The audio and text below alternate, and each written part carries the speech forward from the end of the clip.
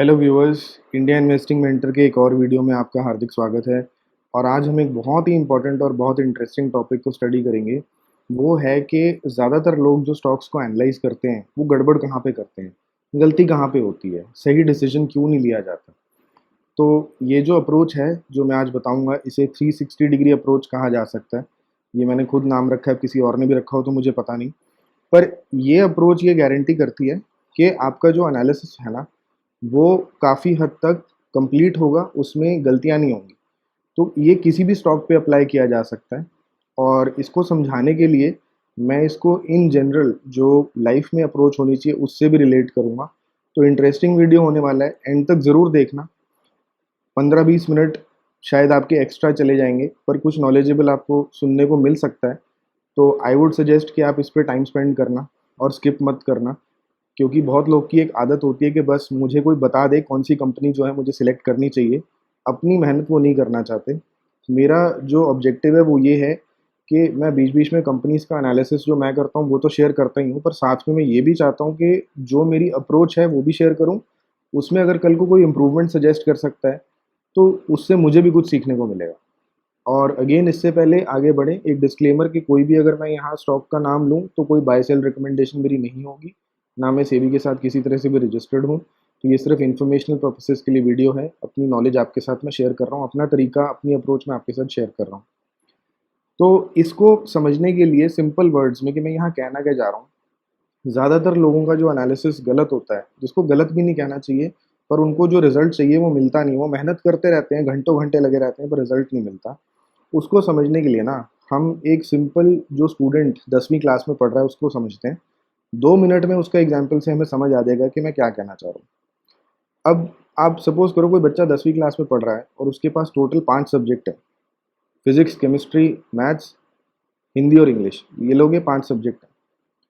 अब अगर बच्चे को अच्छी परसेंटेज क्लास में लेनी है तो उसका एक तरीका तो ये है कि वो सब सब्जेक्ट में 70% मार्क्स ले ले, तो उसकी ओवरऑल परसेंटेज भी 70% आ जाएगी ना। दूसरा तरीका क्या है कि वो बच्चा पूरी जान लगा देता है कि मैंने मैथ्स में तो 100 नंबर लाने हैं, मैथ्स में पूरे 100 स्कोर करूंगा। पर इस अप्रोच में गड़बड़ क्या होती है कि जितनी एफर्ट आपकी 0 से 70 मार्क्स लाने में लगती है, उससे डबल एफर्ट आपकी 70 से 100 जाने में लग जाती है। आप किसी भी चीज़ का अगर बेसिक सीखना शुरू करोगे, यानी उस एरिया में अगर आप 70% एक्सपर्ट बनना चाहते हो तो जल्दी से बन जाते हो, उसमें ज़्यादा टाइम नहीं लगता। पर 70 से 80 जाने में और ज़्यादा टाइम लगता है, 80 से 90 जाने में और भी ज़्यादा टाइम लगता है। यानी जो आपकी एफर्ट होती है ना, per unit return, per unit improvement of results, वो आपकी गिरती जाती है। तो आप खुद सोचो, आप क्या सजेस्ट करोगे किसी को कि तुम एवरेज तैयारी करो 5 सब्जेक्ट्स की। पहले तो किसी भी सब्जेक्ट में ज़्यादा मेहनत नहीं करनी पड़ेगी और 70% मार्क्स तब भी आ जाएंगे। ये मत करो कि तुमने एक सब्जेक्ट में तो 100 लाने के लिए 3-4 गुना टाइम लगा लिया और उस चक्कर में आपके बाकी सब्जेक्ट्स इग्नोर हो गए, जिसमें आपके 40-40 नंबर रह गए। परसेंटेज 70 तक पहुंच भी नहीं पाएगी ना कभी।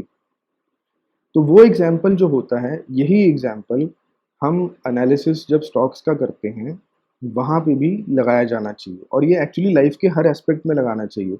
अगर जल्दी से मैं एक और एग्जांपल देना चाहूँ, हमारी लाइफ में हमारा करियर भी होता है, हमारी हेल्थ भी होती है, हमारी फैमिली भी होती है, हमारे फ्रेंड्स भी होते हैं, हमारा पर्सनल जो इंटरेस्ट है, हॉबीज़ हैं, हमारा घूमने फिरने का शौक है, वो सब भी होता है। अगर आप इसमें से किसी एक चीज़ पे पूरी जान लगा देते हो कि आपने सारी लाइफ अपना सारा टाइम सिर्फ फैमिली को ही दे रखा है, ना आप करियर पे फोकस कर रहे हो, ना अपनी हेल्थ पे फोकस कर रहे हो, ना आपके दोस्तों के लिए आपके पास कोई टाइम है, ना आपके पास जो है अपनी हॉबीज़ को फॉलो करने का टाइम है। आप बताओ कि आपको लगेगा आपकी सेटिस्फैक्टरी लाइफ है? आप धीरे धीरे जो है ना, इरिटेट हो जाओगे कि मैं फैमिली के साथ ही उलझा रहता हूँ, मैं और किसी चीज़ पे फोकस ही नहीं कर सकता। अगर किसी का ऐसा लाइफस्टाइल है कि वो सिर्फ ही काम करता है, सिर्फ ही करियर पे फोकस है, सिर्फ डिग्रीज बना रखी हैं, सिर्फ सैलरी अच्छी आ रही है, पैकेज है, प्रमोशन है, बहुत कुछ अचीव कर रहे हैं, पर फैमिली का सुख नहीं है उनको, सेहत खराब कर लेते हैं क्योंकि बैलेंस नहीं है काम में, सिर्फ काम काम काम और कुछ सोचता ही नहीं उन्हें। तो कहने का मतलब, चाहे मैंने पहला जो एग्जाम्पल दिया एक पढ़ाई का, या दूसरा एग्जाम्पल दिया लाइफ में बैलेंस रखने का, हमें लाइफ में हर चीज़ में ना 70% एफिशिएंट बन जाए, 80% एफिशिएंट बन जाए तो बहुत बड़ी बात होती है। तो अब इसी कॉन्सेप्ट को स्टॉक्स में कैसे लगाया जाता है वो मैं बताता हूँ, और जो मुझे सबसे बड़ी प्रॉब्लम दिखती है कि कहाँ पे लोग गड़बड़ करते हैं। अब प्राइमरीली जो मैंने देखा है, जो भी स्टॉक इन्वेस्टिंग में घुसता है या ट्रेडिंग में इवन घुसता है, जो ट्रेडर्स हैं उनको पहला चीज़ जो सीखने को मिलती है वो होते हैं चार्ट पैटर्न्स। वो सबसे पहले चार्ट पैटर्न देखते हैं। जो इन्वेस्टिंग में घुसता है, जिसका इन्वेस्टिंग साइड से लॉन्ग टर्म इन्वेस्टमेंट वाला अप्रोच बन जाती है, वो सबसे पहले देखता है balance balance sheet, P&L statement और कैश फ्लो स्टेटमेंट के फाइनेंशियल्स कंपनी के कैसे लग रहे हैं। ठीक है, तो अभी यही चीज़ यहाँ समझाऊंगा और इसको आपने समझना है, एंड तक देखो, क्योंकि लास्ट वाले जो पॉइंट्स है ना वो ऐसे हैं जो कोई भी फॉलो नहीं करता। फंडामेंटल एनालिसिस, टेक्निकल एनालिसिस तो सबको पता है, बाकी और क्या चेक करना है वो किसी को नहीं पता। और लास्ट वाला पॉइंट मैं गारंटी से बता सकता हूँ कि 80% दुनिया नहीं चेक करती है कि ये भी कोई चीज़ है, ये भी कोई पॉसिबिलिटी है। तो अब सबसे पहला पॉइंट यहाँ पे क्या आता है कि हम लिखते हैं फंडामेंटल एनालिसिस। यानी आप किसी कंपनी के जो बैलेंस शीट, P&L और जो उसकी कैश फ्लो स्टेटमेंट है उसको समझना चाहते हो। ठीक है, कंपनी के फाइनेंशियल्स को अगर आप समझना चाह रहे हो, उस चीज़ के लिए आपको अकाउंटिंग की थोड़ी सी नॉलेज होनी चाहिए। आपको एटलीस्ट पता होना चाहिए कि रिजर्व्स का मतलब क्या होता है। आपको बेसिक बेसिक चीज़ों का आइडिया होना चाहिए। तो सबसे पहली चीज़, अगर फंडामेंटल एनालिसिस सीख रहे हो तो आप 3 लेवल पे सीख सकते हो: बेसिक, इंटरमीडिएट या एडवांस्ड। अब डायरेक्ट जो मैं गलती देखता हूँ लोग करते हैं कि जो फंडामेंटल एनालिसिस सीख रहा है उसमें कुछ गलत नहीं है, बहुत अच्छी बात है। वो बेसिक्स सीख जाता है, और बेसिक सीखने में किसी को भी फंडामेंटल एनालिसिस के 10-15 दिन से 20 दिन से ऊपर नहीं लगते। मैक्सिमम लगा लो 15 दिन में आप इतने वीडियोस देख लोगे या इतनी किताबें पढ़ लोगे, आपको समझ आ जाएगा। और उसके बाद 1-2 महीने आप जो है अपना ट्राई करते हो, पुरानी अर्निंग्स रिपोर्ट को स्टडी करने की कोशिश करते हो, आपको बेसिक आइडिया लगने लग जाता है। तो बेसिक चीज़ में आप समझ लो कि 1 महीने में आपको समझ आने लग जाता है। अगर आप इंटरमीडिएट लेवल तक जाना चाह रहे हो, अब बेसिक लेवल में क्या-क्या आ जाएगा? अगर बेसिक लेवल में मैं लिखना चाहूँ कि क्या-क्या कवर हो जाएगा, तो बेसिक लेवल में आपकी आ जाएगी बैलेंस शीट, कि बैलेंस शीट को देखना समझ गए, और आप P&L को देखना समझ गए, और आप कैश फ्लो स्टेटमेंट को सिर्फ देखना समझ गए। मोटे-मोटे जो उसमें चीज़ें होती हैं, कैश फ्लो वगैरह, ये आपको समझ आ गया। ठीक है? जब इंटरमीडिएट लेवल पे जाओगे, अब क्या हो जाएगा? अब आपका रेशियो एनालिसिस स्टार्ट हो जाएगा, लेट्स से। रेशियो एनालिसिस का क्या मतलब है? अब price to earning, debt to equity, क्या रेशियोज़ हैं, इन्वेंट्री डेज़ क्या होते हैं, इन्वेंट्री टर्नओवर क्या होता है, ये सारी चीज़ें आप चेक करने लग जाओगे। तो मैं यहाँ सारी चीज़ें नहीं लिखूँगा। कहने का मतलब ये है कि एक बेसिक चीज़ से आप बेसिक लेवल से स्टार्ट करते हो, फिर आप इंटरमीडिएट लेवल पे चले जाते हो, और फिर आप एडवांस लेवल पे जा सकते हो। अब एडवांस लेवल में वो लोग हो जाते हैं जो पूरे बिज़नेस की, जो मतलब चार्टर्ड अकाउंटेंट काम करते हैं ना, कि वो कंसोलिडेटेड स्टेटमेंट और कितनी सब्सिडरीज़ हैं, हर सब्सिडरी का कितना अर्निंग्स है, उनका कितना ब्रेकअप है, उन सब का क्या स्कोप है, वो सारी चीज़ें वो देखने लग जाते हैं। तो यानी फंडामेंटल एनालिसिस के भी हमारे पास मल्टीपल लेवल्स हैं। आप बेसिक्स भी सीख सकते हो, इंटरमीडिएट लेवल पे भी सीख सकते हो, एडवांस भी सीख सकते हो। अब इसमें से बेस्ट लेवल कौन-सा है? Obviously advance level. जिसको एडवांस फंडामेंटल एनालिसिस भी आता है, वो सबसे अच्छा, उसको सबसे अच्छा एनालिसिस कर पाएगा। पर मेरा जो सिर्फ़ यहाँ सजेशन है वो ये, कि ये फंडामेंटल एनालिसिस में एडवांस लेवल पे जाने के चक्कर में बाकी चारों खाँचों में आप बेसिक्स भी नहीं करते हो, तो वहाँ आप गलती कर रहे हो। जो मैंने चीज़ पहले समझाई कि हमें पाँचों सब्जेक्ट में 70% मार्क्स लेने हैं, वो रिज़ल्ट ओवरऑल कहीं अच्छा बनेगा एज़ कम्पेयर टू वो वाला केस जहाँ एक सब्जेक्ट में तो हम 100 मार्क्स ले लेते हैं, पर बाकियों में हम जो है बिल्कुल एज पे पास हो रहे हैं। तो वो नहीं करना है अपने को। तो फंडामेंटल एनालिसिस सीखो। अगर आपने स्टार्ट फंडामेंटल एनालिसिस से किया है, बहुत अच्छी बात है। पर एक लेवल पे जाके रुक जाओ, और वहाँ से पहले जो बाकी अब ये मैं पॉइंट्स बताऊँगा, इनको सीखो। जब इनके भी आपके बेसिक और इंटरमीडिएट लेवल हो जाए, फिर सब में एडवांस लेवल पे जाने की कोशिश करो। आपके जो रिजल्ट्स हैं वो कहीं बेहतर आएँगे। अगर आप सिर्फ फंडामेंटल्स की बेसिस पे ट्रेड कर रहे हो, तो आपकी इम्प्रूव जैसे-जैसे आप ज़्यादा इन डेप्थ एनालिसिस करोगे, आपकी इम्प्रूवमेंट ज़रूर आएगी, उसमें कोई डाउट नहीं है। पर अगर आप फंडामेंटल्स के साथ टेक्निकल्स को मिला लेते हो और दोनों में आप बेसिक एवरेज जानते हो, आपके रिजल्ट्स कहीं ज़्यादा इंप्रूव हो जाएँगे। सिर्फ फंडामेंटल्स में अपनी नॉलेज बढ़ाना मुश्किल हो जाता है एक पॉइंट के बाद। अब आप 10 किताबें उठा लो फंडामेंटल एनालिसिस की, पहली किताब में आपको सारी चीज़ें नहीं मिलेंगी जो आपने कभी नहीं सुनी होंगी, कभी नहीं देखी होंगी। दूसरी किताब में आपको लगेगा 50-60% मैंने पहली किताब में पढ़ लिया था, थोड़ी चीज़ें 30-40% नहीं मिल गई। जब तक तीसरी किताब में पहुँचोगे सिर्फ 5% चीज़ें नहीं मिलेंगी, क्योंकि जो उसमें लिखा होगा ना तीसरी किताब में, वो 95% पहली 2 किताबों में भी लिखा गया होगा। चौथी किताब में जाओगे 1% इन्फॉर्मेशन मिलेगी सिर्फ, जो नहीं होगी, बाकी सारा पहली 3 किताबों में आ चुका है। तो अब आप समझो कि आप अगर पूरी-पूरी एक नई बुक पढ़ते जाओगे फंडामेंटल एनालिसिस की, टाइम तो आपका उतना ही लग रहा है। एक बुक में समझने में अगर आपको सपोज़ करो 10-15 दिन लगते हैं, तो आप हर बार 15 दिन लगा रहे हो, पर आपको इंक्रीमेंटल नॉलेज जो मिल रही है वो कम होती जा रही है ना, क्योंकि पहली 3-4 किताबों ने ही सब कुछ कवर कर लिया। अब 5वीं किताब में कितना ही नया कोई डाल देगा चीज़ों को, तो वो सीखने में टाइम लगता है। उससे बेहतर है कि एक ही चीज़ को हम और सीखते जाएँ और सीखते जाएँ और सीखते जाएँ, उससे बेहतर होता है कि अब हम दूसरी चीज़ पे आ जाते हैं और दूसरी इम्पोर्टेंट चीज़ जो होती है, वो होती है टेक्निकल एनालिसिस। अब टेक्निकल एनालिसिस का क्या मतलब है कि आपको चार्ट पैटर्न देखना आना चाहिए। आपको इंडिकेटर्स जो बेसिक इंडिकेटर्स हैं, वो पता होने चाहिए। अब चार्ट पैटर्न में भी मैं ये नहीं कह रहा कि अब यहाँ मैं लिखूँगा नहीं साथ के साथ, नहीं तो टाइम ज़्यादा लगता है, वीडियो लंबा हो जाएगा।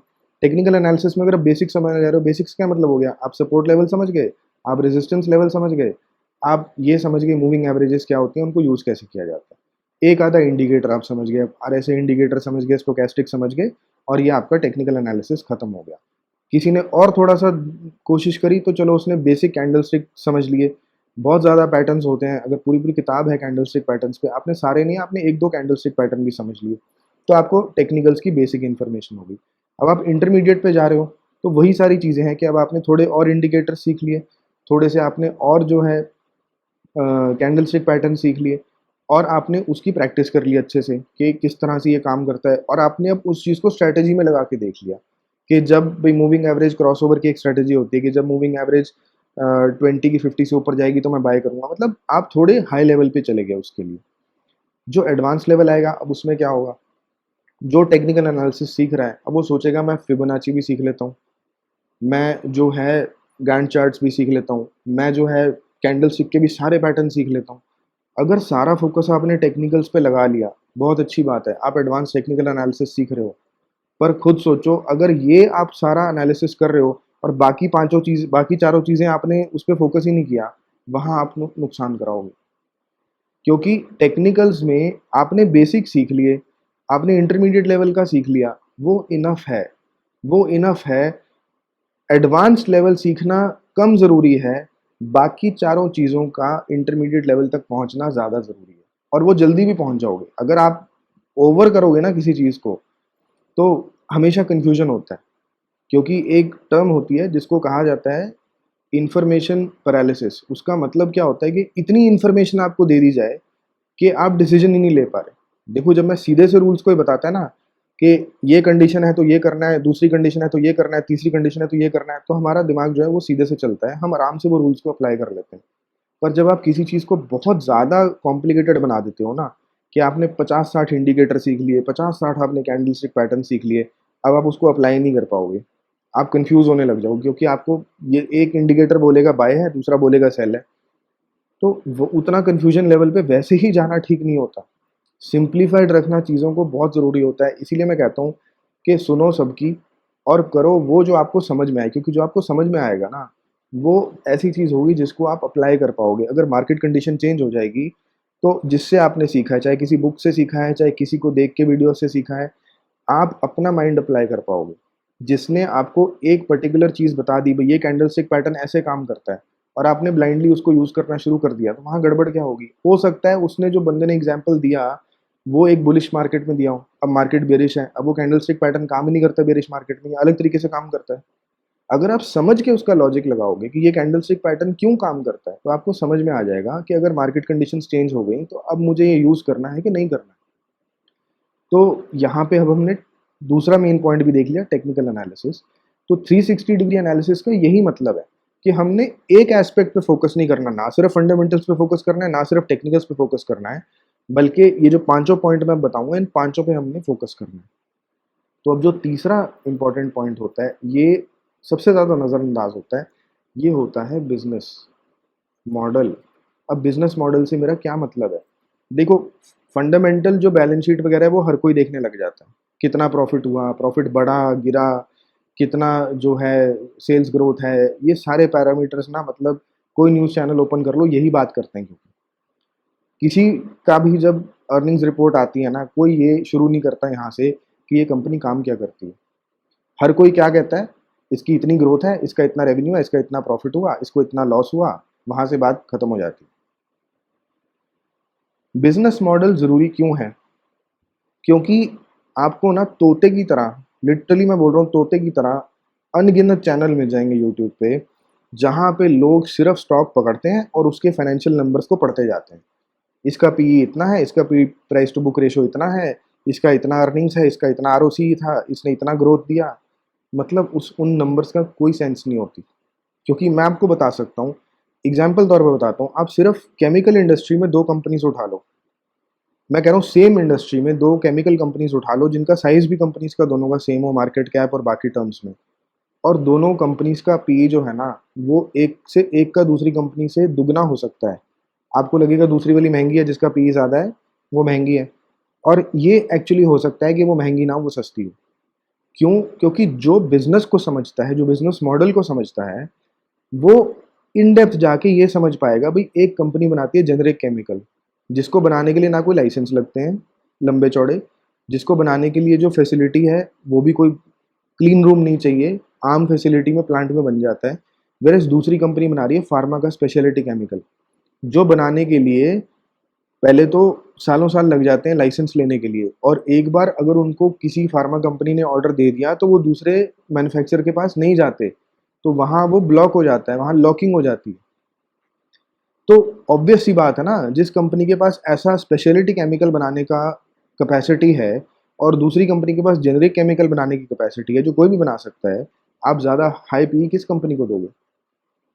ऑब्वियसली जो स्पेशलिटी केमिकल की कंपनी है। पर ये चीज़ आपको कब समझ में आएगी? ये आपको तब समझ में आएगी अगर आप बिजनेस मॉडल को समझते हो।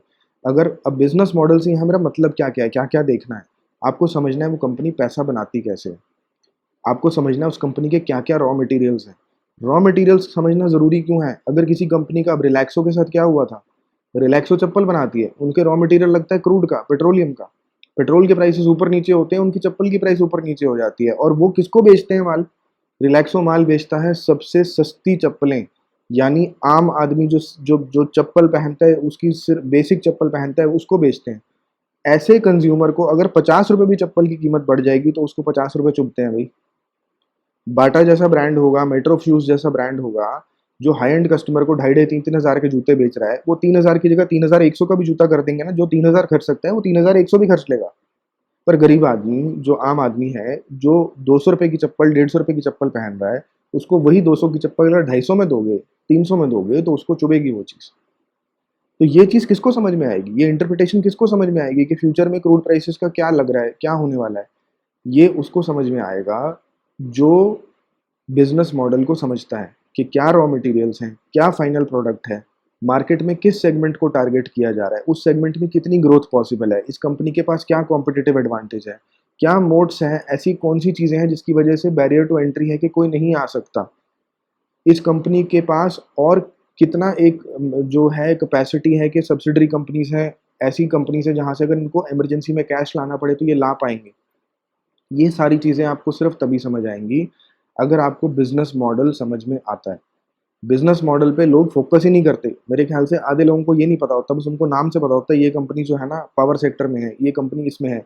एक्चुअली पावर सेक्टर में क्या काम करती है, किस बेसिस पे वो अपना काम करते हैं। मैंने, अगर मेरी वीडियोस देखोगे, चाहे मैंने बैंकिंग पे बनाए हैं, चाहे मैंने एनर्जी एक्सचेंज पे बनाया था, मैंने पूरा, जब तक उसकी मुझे समझ ना आ जाए कि ये कंपनी काम क्या करती है, मैं कल उसके बारे में कोई न्यूज़ आएगी मैं डिसीजन ही नहीं ले पाऊँ। तो तीसरा इंपॉर्टेंट एस्पेक्ट होता है कि कंपनी के बिजनेस को समझो, कंपनी की प्रोडक्ट लाइंस को समझो, कंपनी के सेगमेंट्स को समझो। हर कंपनी के, मैंने पीछे जीएनएफसी पे एक वीडियो किया था, उनकी फर्टिलाइजर वाला जो कंपोनेंट है, मतलब नाम से किसी को लगा, क्या लगेगा कि वो एक फर्टिलाइजर कंपनी है, पर अंदर जाके जब आप देखते हो फर्टिलाइजर सिर्फ उनका एक सेगमेंट है, बाकी वो केमिकल्स कंपनी, वो केमिकल बनाते हैं। और फर्टिलाइजर जो सेक्शन है उनका, वो लॉस में चलता है, बाकी जो उनके सेगमेंट्स हैं वहां से उनका मेन प्रॉफिट आता है। तो ये सारी चीज़ें जब तक आपको नहीं समझ में आएँगी कि फर्टिलाइज़र सेगमेंट में सब्सिडी होती है, गवर्नमेंट सब्सिडी कैसे देती है, सब्सिडी का क्या इफ़ेक्ट होता है किसी कंपनी के प्रॉफ़िट एंड लॉस में, आपको नहीं समझ में आने वाला। आप सही डिसीज़न नहीं ले पाओगे। तो हम न्यूज़पेपर पढ़ते हैं, आर्टिकल्स पढ़ते हैं, सब कुछ करते हैं, वो तभी काम आएगा अगर आप किसी कंपनी के बिज़नेस मॉडल को समझते हो। और ये इतनी मज़ेदार चीज़ होती है ना कि अगर आपने एक बार एक सेक्टर में किसी कंपनी, अब सपोज़ करो आपने इन्फोसिस के बिज़नेस मॉडल को समझ लिया, तो क्या बताओ विप्रो या टीसीएस का बिज़नेस मॉडल बहुत अलग होने वाला है।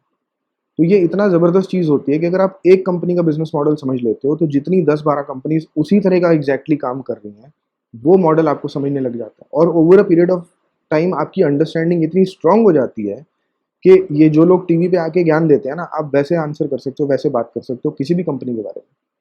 क्यों? क्योंकि आपको बेसिक बिज़नेस मॉडल पता है कि इनका पैसा कहाँ से ये खर्चते हैं, रॉ मटेरियल कहाँ से आता है और फाइनल प्रोडक्ट कहाँ जाता है, बीच में कन्वर्जन कैसे होती है, कितने दिन लगते हैं, क्या प्रोसेस है पूरा आपको समझ में आ जाता है। तो फ़ोकस करना है हमें बिज़नेस मॉडल को समझने में।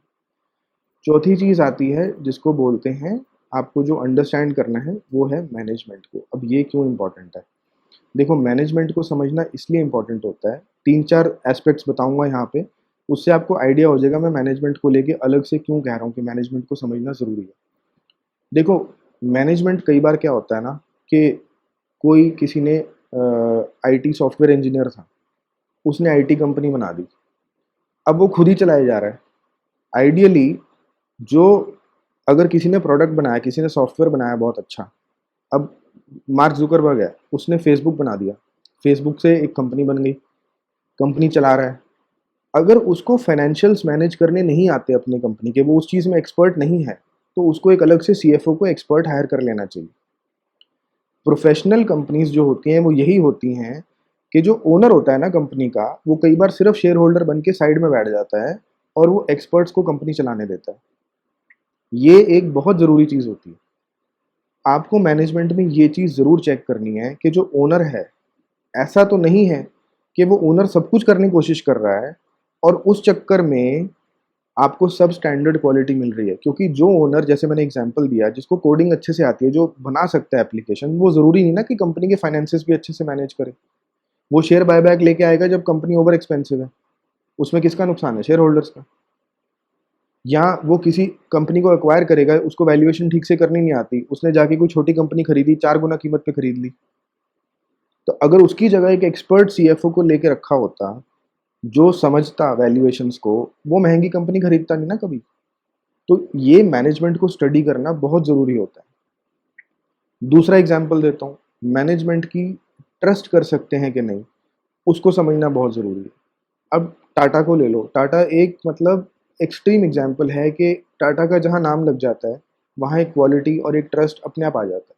क्योंकि उनका एक मैनेज करने का तरीका है, उन्होंने अपना एक रेपुटेशन बनाया है कि उनकी मैनेजमेंट पे आप भरोसा कर सकते हो। देखो गलती तो कोई भी कंपनी की मैनेजमेंट कर सकती है, परफेक्ट तो कोई भी नहीं होता। पर एक होता है जानबूझ के गलती करना, वो होता है फ्रॉड। और एक होता है अनजाने में गलती करना, जिसको आप कहते हो कि हमने सीखा है इससे कुछ, ये लर्निंग है हमारे लिए। तो मैं यहाँ बात कर रहा हूँ फ्रॉड वाली। अगर अब आपको समझना है इसको, तो यूएस की एक कंपनी है निकोला करके, आप जाके सिंपली उसके सीईओ का जो स्टोरी है उसको स्टडी करना, 10 मिनट आपको लगेंगे। आपको समझ में आ जाएगा कि पूरी कंपनी जो थी, वो फ़ॉल्स क्लेम्स पे चल रही थी और मल्टी बिलियन डॉलर की वैल्यूएशन बना दी गई कंपनी की, वो फ़ॉल्स क्लेम्स देके कि हमारे पास इलेक्ट्रिक ट्रक है, जो कि दुनिया को रेवोल्यूशनाइज़ कर देगा, सारे जो ट्रक चलते हैं, वो इलेक्ट्रिसिटी पे चलने लग जाएँगे, और वो सब झूठ था।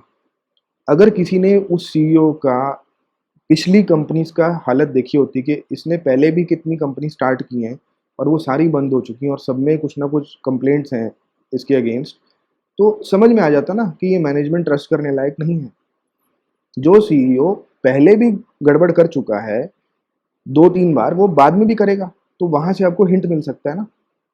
तो ये दूसरा एस्पेक्ट हो जाता है कि अगर मैनेजमेंट को आप ट्रस्ट नहीं कर पा रहे, ट्रस्ट इशू है, तो हमें भरोसा करना चाहिए, नहीं करना चाहिए। हम उसका ट्रैक रिकॉर्ड देख सकते हैं कि ये 15-20 साल से कौन-कौन सी कंपनीज़ में काम किया है, कौन-कौन सी कंपनीज़ को मैनेज किया है, उन कंपनीज़ का क्या हाल है, वहाँ किसी की कंप्लेंट्स तो नहीं है उन कंपनीज़ के अगेंस्ट। तो मैनेजमेंट एक बहुत इंपॉर्टेंट रोल प्ले करता है, बिकॉज़ किसी कंपनी की क्या डायरेक्शन रहेगी ना, आपने कभी देखा होगा कोई सीईओ अपॉइंट होता है और उस कंपनी का स्टॉक प्राइस 10% 15% ऊपर चला जाता है। क्यों चला जाता है? क्योंकि उस सीईओ की रेपुटेशन होती है कि ये आता है ना तो ये डायनामिक बंदा है, ये इमीडिएटली कंपनी को ग्रोथ के पाथ पे डाल देता है। ये कंपनी को ढीला नहीं चलाता कि थोड़ा धीरे-धीरे ग्रो करेगी, ये अग्रेसिव है, ये ग्रोथ में जाएगा। जैसे ही मार्केट को दिखता है कि ग्रोथ ओरिएंटेड सीईओ आ गया है, उसकी शेयर प्राइस ऊपर जाने लग जाती है। तो कंपनी की मैनेजमेंट को भी स्टडी करना ज़रूरी है। उसको अलग से वेटेज मैंने इसीलिए दिया है क्योंकि ये जो सारी चीज़ें हैं ना, फंडामेंटल्स अच्छे हैं कि नहीं, बिज़नेस मॉडल अच्छा है कि नहीं, टेक्निकल तो बिल्कुल मतलब चार्ट पैटर्न हो जाते हैं, पर फंडामेंटल्स और बिज़नेस मॉडल जो है ये डिसाइड कैसे होता है? ये सारा कुछ डिसाइड तो आपका जो कंपनी का मैनेजमेंट है वही करता है ना। फंडामेंटल्स में भी कितना हमने कर्जा लेना है, कितना हमने बैलेंस शीट पे लोन नहीं लेना है, वो डिसीजन कौन लेता है? आप और मैं तो नहीं लेते। वो डिसीजन लेने वाला तो कंपनी की मैनेजमेंट ही है। अगर अब आपको दिख रहा है कि मैनेजमेंट ऐसी है जो अंधाधुंध पैसा उठाती है मार्केट से और इतना लोन उठा लेती है कि कल को चुका भी ना पाएंगे, तो आप उस कंपनी से दूर रहोगे ना। और एक बार आपको वो मैनेजमेंट दिख गई, अगर कल वही सीईओ, वही सीएफओ आपको दूसरी कंपनी में दिखता है, आपको पहले ही एक अंदाजा हो जाएगा यार इसका काम करने का तरीका यही है, ये कंपनी को ओवर लेवरेज कर देता है। तो अगर मैं उस तरह का कंफर्ट लेवल नहीं रखता कि मेरे को ओवर लेवरेज कंपनी में नहीं इन्वेस्ट करना, मेरे को ज़्यादा लोन वाली कंपनी में जाना ही नहीं है, तो आप बच जाओगे ना, आप दूर रहोगे उस कंपनी से। तो इसलिए मैनेजमेंट को एनालाइज करना बहुत ज़रूरी होता है। और फाइनल चीज़, अब ये मेरे ख्याल से बहुत कम लोग को पता होगा, इसको बोलते हैं डेरिवेटिव्स एनालिसिस। अब डेरिवेटिव्स का क्या एनालिसिस होता है भाई? देखो, बहुत सारे ऐसे स्टॉक्स हैं, स्पेशली जो लार्ज कैप कंपनीज हैं, बड़ी कंपनीज हैं, जिसमें कि ऑप्शंस और फ्यूचर्स की ट्रेडिंग होती है। ट्रेडिंग क्यों बोल रहा हूँ? बिकॉज ऑप्शंस और फ्यूचर्स जो हैं शॉर्ट टर्म कॉन्ट्रैक्ट्स होते हैं, सालों साल आप इनको होल्ड नहीं कर सकते। तो अब ये एक एडवांस कॉन्सेप्ट हो जाता है, जिनको ऑप्शंस ट्रेडिंग नहीं पता वो इसके बारे में चिंता मत करना। पर फाइनली 360 डिग्री एनालिसिस मैंने इसको क्यों बोला है कि हम सारे एस्पेक्ट्स को कवर कर रहे हैं। अब एक चीज़ होती है जिसको बोलते हैं पुट कॉल रेशो। मैं कुछ एग्जांपल्स बता रहा हूँ आपको सिर्फ। एक चीज़ होती है जैसे पुट कॉल रेशो। तो पुट कॉल रेशो जो होती है ना, वो आपको एक आइडिया दे देती है कि इस वक्त बेरिश या बुलिश किस तरह का सेंटिमेंट है। अब यहाँ आप ना प्राइस को देख रहे हो, ना आप टेक्निकल्स को देख रहे हो, ना फंडामेंटल्स को देख रहे हो। यहाँ पे आप सिर्फ ऑप्शंस का जो पुट कॉल रेशो है उसको स्टडी कर रहे हो। फिर एक चीज़ होती है ओपन इंटरेस्ट। ओपन इंटरेस्ट जो है वो इंक्रीज हो रहा है कि डिक्रीज हो रहा है, लॉन्ग की साइड कि शॉर्ट की साइड। और फिर एक चीज़ होती है कि डिलीवरीज कितनी हो रही हैं इस वक्त। तो ये अलग अलग जो है ना कॉन्सेप्ट्स होते हैं, ये इंफॉर्मेशन सिर्फ डेरिवेटिव्स के लिए अवेलेबल होती है। तो जहाँ पे ऑप्शंस और फ्यूचर्स की ट्रेडिंग होती है, उन डेटा पॉइंट्स को लेके भी हम एक थोड़ा सा एडिशनल पिक्चर बना सकते हैं। हम एक आइडिया ले सकते हैं कि अगर हम सपोजिंग बाय करने का सोच रहे हैं, तो इस वक्त ऑप्शन ट्रेडिंग जो ऑप्शन ट्रेडर्स हैं उनके हिसाब से क्या उनको लग रहा है ये स्टॉक बुलिश है कि बेरिश है, वो आइडिया भी हम ले सकते हैं। ठीक है। इसके अलावा अब जिसको नहीं पता, मैं अगेन बोल रहा हूँ, ऑप्शन से आप मतलब इस पॉइंट को इग्नोर कर देना। ऑप्शंस के थ्रू आप अपने एग्जिस्टिंग स्टॉक्स पे एक काइंड ऑफ मंथली इनकम बना सकते हो। आपके पास शेयर्स अगर पड़े हैं अकाउंट में, तो उसके अगेंस्ट आप कवर्ड कॉल्स बेच सकते हो, जिससे एक छोटी सी जो इनकम है ना, 0.5% की, 1% की, आप हर महीने बना सकते हो। तो आपके शेयर्स आपके पास रहेंगे, वो कैपिटल ग्रो भी होती रहेगी, शेयर्स आपके अप्रिशिएट होते रहेंगे, जो डिविडेंड्स हैं वो भी आते रहेंगे, और ये एक एडिशनल इनकम बन जाती है। तो ये एस्पेक्ट को स्टडी करना भी ज़रूरी होता है। तो कहने का मेरा मतलब क्या है, फाइनल अगर कंक्लूड करें यहाँ पे, ये मैंने 5 एनालिसिस बता दिए, ये अलग-अलग तरीके से आपको हेल्प करेंगे। अगर आप थोड़ा भी अंडरस्टैंड करते हो स्टॉक मार्केट को, तो आप इतना तो समझ जाओगे कि फंडामेंटल एनालिसिस भी एक तरह का एनालिसिस है जो स्टॉक सिलेक्शन में और इन्वेस्टमेंट में हेल्प करता है। टेक्निकल एनालिसिस भी हेल्प करता है, बिजनेस मॉडल को समझना भी हेल्प करता है, मैनेजमेंट को स्टडी करना भी हेल्प करता है, और डेरिवेटिव्स का एनालिसिस भी हेल्प करता है। जो गलती सबसे ज़्यादा लोग करते हैं वो क्या करते हैं, जो फंडामेंटल एनालिसिस कर रहा है वो बस यही कर रहा है, बाकी चारों भूल जाता है। जो टेक्निकल्स देख रहा है वो सिर्फ टेक्निकल्स ही देख रहा है, बाकी तीनों भूल जाता है। फंडामेंटल्स फिर भी बहुत लोग देख लेते हैं। अगर कोई मैनेजमेंट को देख रहा है तो वो अंधाधुंध जाता है कि हाँ भाई टाटा की कोई भी कंपनी आ जाएगी, मैं आंख बंद करके पैसा लगा दूंगा, वो भी नहीं करना। इवन अच्छी मैनेजमेंट की कंपनीज जो हैं वो फेल हो सकती हैं, उनके रिजल्ट्स खराब हो सकते हैं। तो आपको वो भी देखना है कि चाहे मैनेजमेंट अच्छी है, पर ये पर्टिकुलर कंपनी जिसमें मैं पैसा लगा रहा हूँ, ये कैसा परफॉर्म कर रही है, इसके फाइनेंशियल्स कैसे हैं, इसके फंडामेंटल्स कैसे हैं। और जो ऑप्शंस में ट्रेड करते हैं, मेरे ख्याल से निफ्टी, बैंक निफ्टी के ऑप्शन सबसे ज़्यादा पॉपुलर चलते हैं। उनको फ़र्क नहीं पड़ता कि बैंकिंग सेक्टर फंडामेंटली कैसा कर रहा है, या जो आपके बाकी सेक्टर्स हैं वो कैसे कर रहे हैं, ओवरऑल क्या चल रहा है। उनको बस वो स्ट्रैडल, स्ट्रैंगल, आयरन कॉन्डोर जो चीज़ें सिखा दी गई हैं कि बस ये बनाते रहो और मंथली इनकम अपनी बनाते रहो, वो वही करते रहते हैं। पर अब आप सोचो, अगर आप ये पाँचों चीज़ों को कंबाइन करते हो, और कंबाइन आप सिर्फ तभी कर पाओगे अगर हर चीज़ में आप 70% जो बताया ना, उस वाले मॉडल को फॉलो करते हो। अगर आप किसी एक चीज़ में ये उतारू हो जाओगे कि मैं बस इसी को सीखते रहूँगा, मैं इसको छोड़ के अगली चीज़ पे जाऊँगा ही नहीं, तो आपका सारा टाइम जो है ना, इनमें से एक-एक चीज़ खा सकती है। मतलब आप किताबें उठानी शुरू कर दो फंडामेंटल एनालिसिस पे, आपको अनगिनत किताबें मिल जाएँगी, आप वही पढ़ते रह जाओगे, आपको बाकी किसी चीज़ के लिए टाइम ही नहीं मिलेगा। सेम चीज़ टेक्निकल एनालिसिस में होती है, सेम चीज़ बिज़नेस मॉडल्स में होती है। अगर आप सिर्फ़ ये समझने लग जाओगे ना, बहुत सारी बुक्स लिखी गई होती हैं जो अलग-अलग बिज़नेसेस की डिटेल्स देती हैं। उतना डिटेल हमें चाहिए नहीं, हमें उतने डीप नहीं जाना है। हमें बस मोटा-मोटा समझना है कि बिज़नेस मॉडल किसी इंडस्ट्री का कैसे काम करता है। और हमें पॉइंट्स में बुलेट पॉइंट्स चाहिए होते हैं, जो जैसे मैंने बताया, रॉ मटेरियल, कस्टमर कौन है, डोमेस्टिक है कि इंटरनेशनल भी है, प्रोडक्ट सेगमेंट्स कितने हैं, ये सारी इन्फॉर्मेशन बुलेट पॉइंट्स में आप निकाल सकते हो। सिर्फ आपको उसकी जाके 3-4 जो है प्रेज़ेंटेशंस देखनी पड़ेंगी, थोड़ा-सा शायद जनरल मार्केट के बारे में स्टडी करना पड़ेगा और आपको समझ में आ जाएगा। मैनेजमेंट के बारे में अब जो पढ़ने लगते हैं, अब वो क्या करते हैं, किसी कंपनी की मैनेजमेंट है, वो हर महीने आर्टिकल छाप रहे हैं, वो हर महीने के आर्टिकल पढ़ने बैठ जाते हैं। भई उतना पढ़ने की ज़रूरत नहीं है। एक जनरल आइडिया ले लो कि इस मैनेजमेंट का ट्रैक रिकॉर्ड कैसा है, इन्होंने पहले कोई फ्रॉड तो नहीं किया हुआ। ये ग्रोथ ओरिएंटेड, उनकी जो अर्निंग्स कॉल्स होती हैं, 5-7 अर्निंग्स कॉल को जॉइन करो। अर्निंग्स कॉल में जब सवाल पूछे जाते हैं ना, तो किस तरह से मैनेजमेंट उसको आंसर करती है, मैनेजमेंट का कॉन्फिडेंस कितना है, क्या जवाब देती है, वो बचती है कुछ सवालों से। अगर किसी सीईओ को सवाल आता है और वो इमीडिएटली फट से बोलता है कि ये मेरा जूनियर बताएगा, इसका क्या मतलब है कि सीईओ को खुद नहीं पता, और आपको लगता है कि वो काफ़ी इंपॉर्टेंट चीज़ है कंपनी के लिए, तो सीईओ को खुद पता होनी चाहिए। ये नहीं होना चाहिए कि मेरा जो जूनियर साथ बैठा है वो बताएगा। तो वहाँ से आपको आइडिया हो जाता है कि सीईओ का कितना ग्रिप है कंपनी पे, और कितना उसकी डिपेंडेंसी है अपने सबऑर्डिनेट्स पे कि ये लोग जैसे कंपनी चला रहे हैं। क्योंकि जो सीईओ एक इंपॉर्टेंट सवाल अगर कंपनी के लिए है, वो खुद आंसर नहीं कर सकता और वो आगे फॉरवर्ड कर देता है अर्निंग्स कॉल में कि मेरा जो सीएफओ है या मेरा जो आगे वाइस प्रेसिडेंट है वो आंसर करेगा, तो आप समझो ना कि वो डिसीजन कितना ले लेगा। वो डिसीजन सारे जूनियर लोग ही ले रहे हैं। फिर आपको जूनियर लोगों की जो मैनेजमेंट है, उनको स्टडी करना पड़ेगा कि वो कैसे हैं, क्योंकि डिसीजन मेकिंग तो उनसे हो रही है। एंड डेरिवेटिव्स मैं यहाँ और नहीं बोलूँगा, बिकॉज डेरिवेटिव्स हर किसी को पता नहीं होता, पर ये कुछ टर्म्स मैंने बताई हैं, put call ratio, deliveries, open interest, और एक चीज़ होती है जिसको मैक्स पेन कहा जाता है। तो ये चीज़ें अगर आप सर्च करके देखना चाहोगे तो आपको एक आइडिया हो जाएगा कि ये किस तरह से एनालिसिस का हिस्सा बन सकती हैं। मतलब ये एक इन्फॉर्मेशन ऐसी होती है जो एडिशनल है, बाकी 4 पॉइंट्स तो हैं, ये उसके एडिशनल इन्फॉर्मेशन है।